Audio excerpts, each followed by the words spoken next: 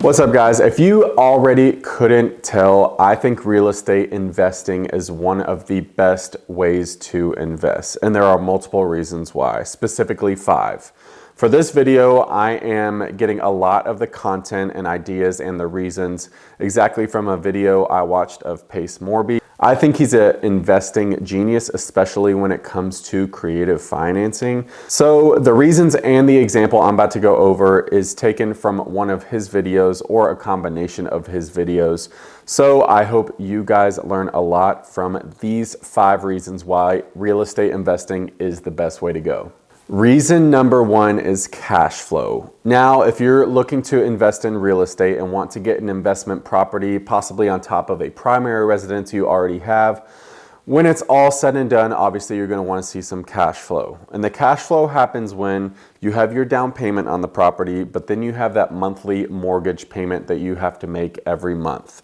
And the goal, if you do want to cash flow or have positive cash flow, meaning you want to put a tenant in there or do an Airbnb or a midterm rental, you want to have someone paying you more monthly, a tenant or whatever the case may be, than you owe on your mortgage per month. So let's say, for example, you owe $1,000 on your mortgage per month. Hopefully you want to find a tenant or tenants of some sort in there that pay over $1,000 a month, so you are cash flow positive. Now, that's just actually a small portion of why you would want to invest in real estate. There are other long-term reasons why. And another one of them is asset depreciation.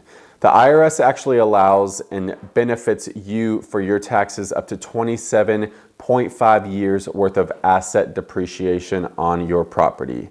It is a long explanation, and I'm actually going to link one of Pace's videos below to explain further and in detail more on that portion of it. The third reason is appreciation, and we've seen appreciation occur in the industry of real estate over the past 10, 20, 100 years, right? Obviously, houses are priced and are selling for more than they were 20 years ago, and that is thanks to appreciation. In the example I'm about to go over, I'll break down exact numbers of what we see in appreciation and why it's so great when it comes to investing in real estate. The fourth reason is going to be mortgage pay down. Now, when I talk about mortgage pay down, it's not any short term like fix and flip or wholesaling or anything like that. It's going to be you plan on owning your property, your investment property, for 5, 10, 15 plus years, and you have a tenant in there that's helping you pay down your mortgage so you're not losing money at the end of the day. So for this mortgage pay down, I'm going to go over in this example again how beneficial it is to be paying down that mortgage, and on top of that, experience that appreciation at the same time.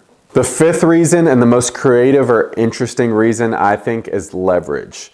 Now, once you have that appreciation occur and that mortgage pay down occur at the same time, you're building equity into the property. And you can eventually use that equity for things like a cash out refinance, a HELOC, which is a home equity line of credit, or other avenues to use in your favor of cash at the end of the day if you do end up selling, or use it towards other assets if you want to buy more investment properties. And the biggest part of this is pulling out that money is tax-free for you to use. So use your own equity in your house, and yes, it's debt, but it's tax-free, and you can use that towards other properties to increase that investment portfolio at the end of the day. Now, that's a quick synopsis of the 5 reasons of why I think real estate investing is the way to go. But I'm going to go over to the whiteboard and break down exact numbers for you with a specific.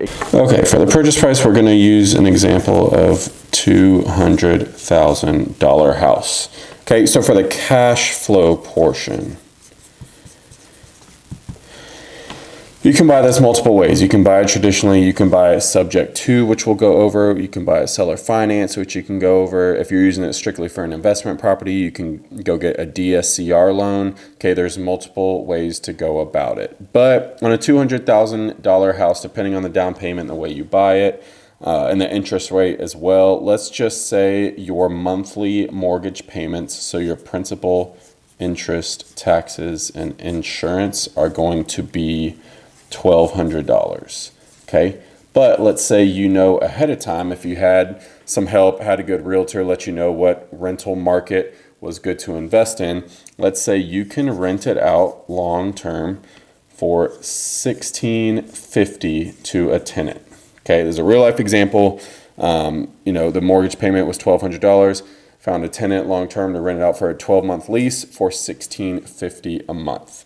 Okay, but what we want to do is multiply this number by 0.15. And why are we doing that? Because we're trying to save 15% in reserves. Property management fees are anywhere from like 8 to 10% if you're using a property manager to manage your tenant and your property. Vacancy rates too could be right around 3 to 4%, and then maintenance you want to save a little bit to the side as well. So 15% of $1,650 is going to be roughly $247 a month. We want to put it in the side to reserves, which makes this total net about $1,403. Okay, so if we're renting out, or our monthly mortgage payment is $1,200, we're renting out for a net payment of $1,403 after we pay the property management plus maintenance plus vacancy equals $1,403. So minus $1,200 monthly mortgage payment. We're looking, let's say, roughly at about $200 cash flow per month. So the second reason is going to be asset depreciation. And I will link a video below that explains this further, but long story short, the IRS allows for 27 and a half years worth of asset depreciation for tax benefits for you owning real estate. So after you do the math on the $200,000 home and you depreciate by 27 and a half years, which the IRS allows, that will equal about $36,000 a year. And you're asking, okay, where did you get that number? It will be linked and detailed out in writing and in detail in a video linked below. Okay, next one is appreciation. Here in Bexar County and San Antonio area, we see on average in history and statistics about 5% appreciation each year. I know it's been a little different with COVID, seeing huge appreciation, than with inflation recently, seeing a slower appreciation, but on average we see about 5% every year. So if we times that 5% by our purchase price of $200K, we get 10% per year. So if we're speaking in 5-year terms, like we've been giving the examples on, we will see appreciation over 5 years be 50 grand. So instead of your original purchase price, of 200,000, in 5 years, your house should be estimated, again, based on history and statistics, about $250,000 just by letting appreciation do its work.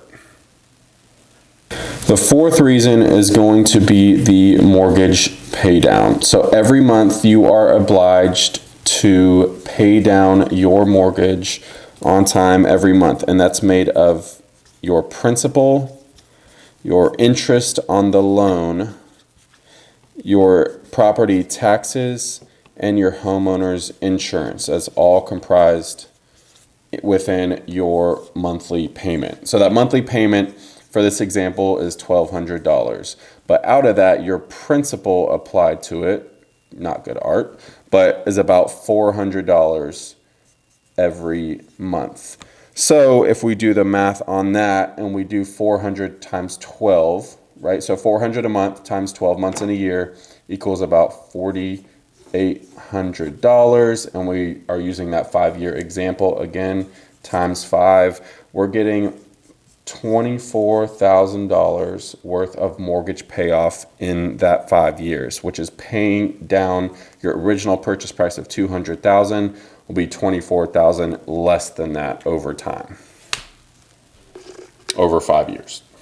So number 5 is leverage, one of the most interesting and creative ones that not many people think about right away when thinking investing in real estate. But we have something called the delta, I guess you could call it, right? Like a triangle, like the delta sign. And within that delta is where we see our equity, which you hear the term a lot. And the equity is just the amount you have invested into the house that Worst comes to worst, you sell it. That's the part you actually liquidate and net at the end of the day. So for our $200,000, we have positively our appreciation plus our cash flow per month. And on the downside, in a good way, we see our mortgage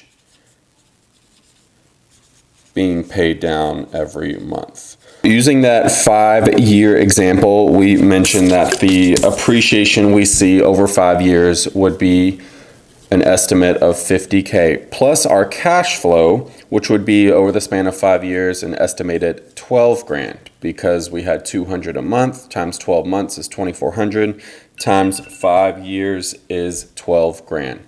So that equals 62 grand altogether. Now with the mortgage pay down, we increase our equity by even 24 grand more. So if you combine the appreciation cash flow and add even in that mortgage pay down that we had, we're going to see equity estimated around $86,000 by owning this $200,000 house for 5 years. Now, once you have that equity, obviously you can do a few things. If you want to purchase more investment properties, you can look into doing a cash out refi. Make sure to do so if the interest rates are in good order. You can also go the HELOC route, a home equity line of credit, or obviously if you end up selling, you can net that profit. So this is why real estate is such a powerful investment. Now, I know this is just an example. Not all deals are going to be this exact number. Obviously, you got your down payment into play, etc. But at the end of the day, we can see how building equity long-term with investing in real estate can be so much more profitable than just thinking, oh, I cash flow a couple $100 a month. There is a lot more that goes into it that would benefit you as an investor long term.